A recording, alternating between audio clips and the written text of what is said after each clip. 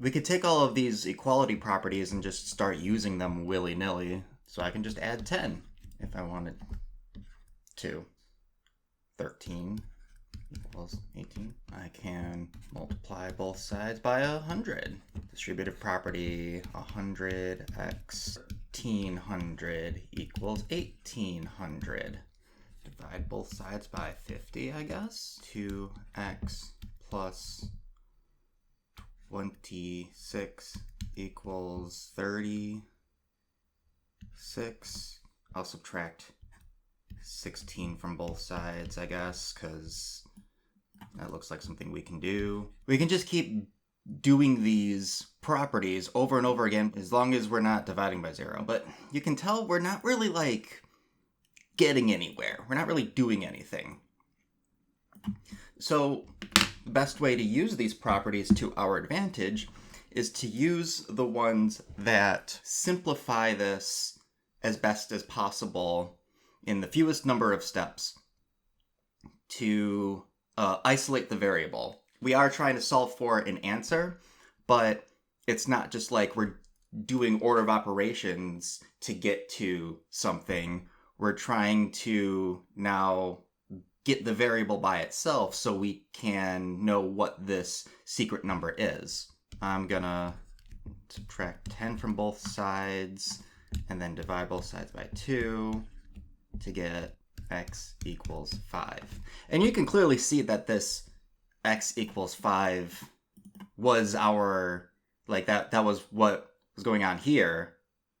I'm sure you guys saw that immediately. The better way to directly solve this problem here, do whatever we need to do to get x by itself, like, as soon as possible. And here, it's easy to see that, yeah, x equals 5 clearly, but what if it wasn't clear what the number was? We do the inverse operation of what's attached to the x. So this 3 is attached to x by addition, so we're going to subtract 3 from both sides. What property of equality can we use to get x by itself? Meaning we're isolating x. We're getting x, we're getting all the variables on one side and then all the constants on the other side. The way to do that is to subtract 3 from this side. But because of our equality properties, we have to do the same thing to the other side. So 3 minus 3 is 0. So we're just left with the x. And then 8 minus 3 is 5. Exactly the same thing as that x equals 5 over here. This was much more concise. This was just immediate. Boom. So some other really quick one-step examples, I guess. Yeah, let's do like 17. To isolate this variable, we're going to do the inverse operation of however this constant is connected to the variable. So 17 is connected to this x by division, so we're going to multiply this.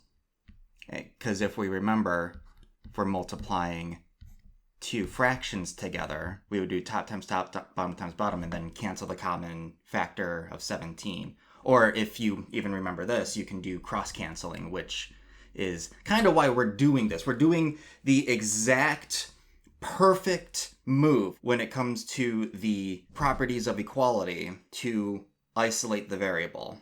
And that's going to cancel out the 17s. Oh, but getting ahead of myself, we have to multiply both sides by 17.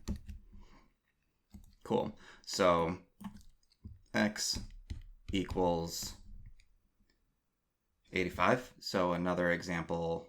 Okay, so how is this 14 attached to the x? By multiplication. So to get rid of the 14, we do the division property of equality. I'm not going to keep saying property of equality because it's just going to be easier to say. We divide both sides by 14. So the 14s cancel, and we're left with 42 divided by 14, which is 3. Cool. Very easy.